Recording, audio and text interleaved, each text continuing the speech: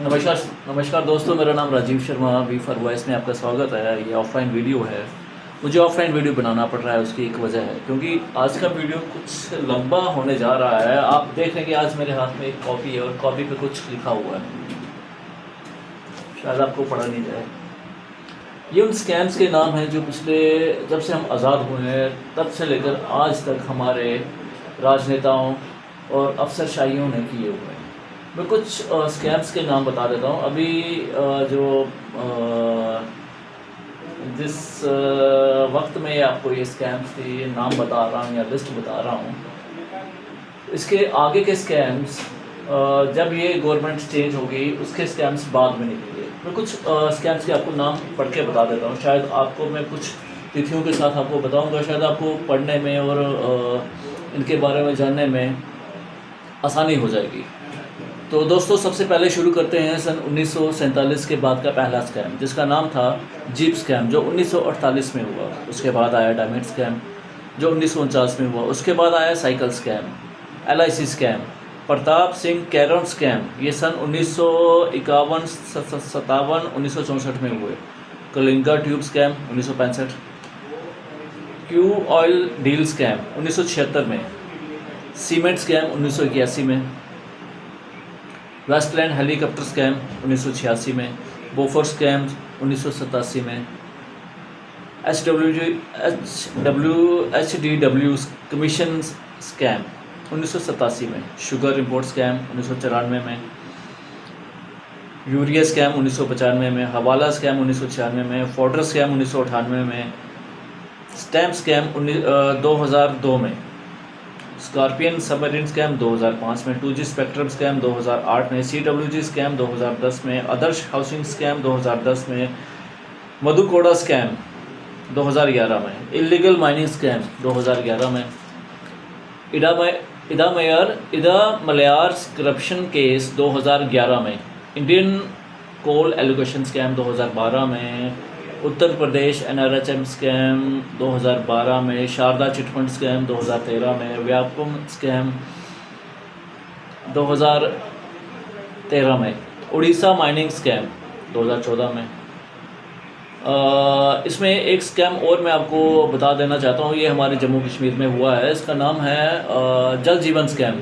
अभी ये इसकी तफ्तीश चल रही है। ये भी 13,000 करोड़ का स्कैम हुआ है। इसकी रिपोर्ट अभी आना बाकी है, तो इसके बारे में मैं ज़्यादा बता नहीं पाऊँगा। और कुछ ऐसे स्कैम्स जो इस सरकार के जाने के बाद और उजागर होंगे, जो विपक्षी या उसकी बाद बाहर निकलेंगे, लोग बोलेंगे, उनके स्कैम्स बाहर आएंगे। तो मोटे तौर पे मैं आपसे ये कहना चाहता हूँ कि जब से हम आज़ाद हुए, जब से और वहाँ से लेकर अब तक अनुमानित तौर पर माना जा रहा है कि हमारे भारत में 2,25 लाख 225 लाख करोड़ का स्कैम हुआ है। इतना पैसा स्कैम्स में गया हुआ है, जिसमें से हर किसी का एक अपना योगदान है। ब्यूरोक्रेसी के करप्शन में कम से कम 15 लाख करोड़ का स्कैम हुआ है, ठीक है। और 15 लाख तो नहीं, मैं बोलूँगा 150 लाख करोड़ का स्कैम हुआ है। इसमें ब्यूरोक्रेसी का योगदान 150 लाख करोड़ का है। पॉलिटिक्स का कम से कम माना जा रहा है कि इसमें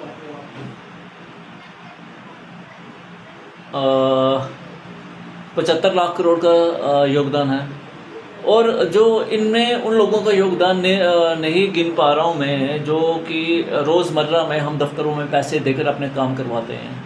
तो दोस्तों, मेरा कहना ये है कि सन 1947 से लेकर आज 2025 तक हम स्कैम्स में ही त्रस्त हैं।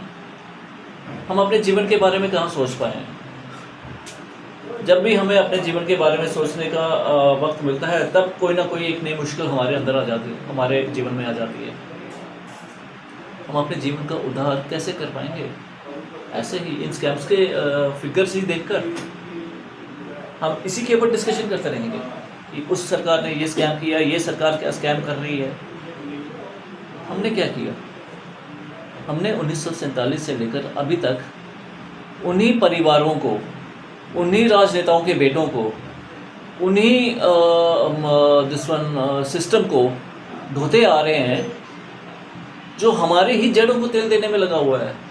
ये देश सोने की चिड़िया था, ये हम जानते हैं। सोने की चिड़िया कब ये मिट्टी की चिड़िया बन जाएगा ये हमें पता नहीं चलेगा, और हम ऐसे ही आंख मूंद के बैठे रहेंगे। अपनी जिम्मेवारियाँ उठाओ, अपना योगदान दो थोड़ा। जो हमारे पूर्वजों ने आंखें मूंद ली, क्या हम भी आंखें मूंद लेंगे और हमारे बच्चे उसके लिए वो करेंगे, कीमत चुकाएंगे? इस देश के उद्धार के लिए हमें ही कमर कसनी है। इसके लिए क्या करना है, क्या नहीं करना है, किस तरह करना है, ये हर किसी को अपनी शिक्षा और अपनी योग्यता के अनुसार ही करना होगा और संगठित होकर करना होगा। इस देश को अगर सोने की चिड़िया वापस बनाना है तो हमें ये अपना लुटा हुआ धन वापस लाना होगा, जो पिछले 75 से 80 सालों में, या यानी कि जब से हम आज़ाद हुए तब से विदेशी बैंकों में पड़ा हुआ है।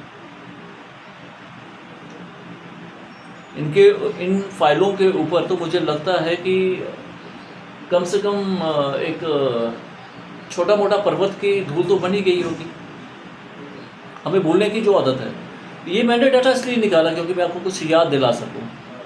हमें तो गूगल में तो हमें और सारी की चीज़ें ढूंढनी होती है, कई आलतू फालतू की चीज़ें। हमें ये ढूंढना है कि किसने किस धर्म के लिए क्या बोला था, हमें ये ढूंढना है कि हमें कौन से मस्जिद किस मंदिर पे बनी थी, कौन सा मंदिर किस मस्जिद में बना था, किसने कब कितने हिंदुओं को मारा, किसने कब कितने मुसलमानों को मारा था। हम तो उसी में उलझे रहेंगे। हमने कब आगे बढ़ना है? और ये राजनेता चाहे किसी भी दल के रहे हों या किसी भी दल के होंगे, हम ये कहेंगे कि इसमें ज़्यादातर जो वो है योगदान होगा वो कांग्रेस की गवर्नमेंट का रहा होगा, इसमें कोई शक नहीं। लेकिन जो अब नई गवर्नमेंट आई है, क्या इनका योगदान नहीं रहेगा क्या? हम कब तक इन मगरमच्छों को ढोते रहेंगे? हम कब खुद इस गंद को साफ करने के लिए स्वयं इस राजनीति में उतरेंगे? सफाई के लिए क्या हमें 15, 20 या 30 साल चाहिए? नहीं। इच्छा शक्ति हो तो एक दिन में सफाई हो जाती है। और ये मानना कि एक आदमी चेंज नहीं ला सकता, ये आपका दिवालियापन है दिमाग का। महात्मा गांधी एक ही था, वो एक ही था जिसको बाहर फेंका गया था। वो भी एक ही था जिसने इस विश्व में क्रांति लाई, चाहे वो एक मनुष्य ही रहा हो। जिसने पहली बार पहिया बनाना सीखा, वो एक ही मनुष्य था जिसने पहली बार आग जलाई। तो एक की शक्ति कम मत आंके, अपने आप में विश्वास जगाएं और आगे बढ़ें, और इस भारत देश को दोबारा हम सोने की चिड़िया बनाएं। तब तक के लिए नमस्कार, धन्यवाद।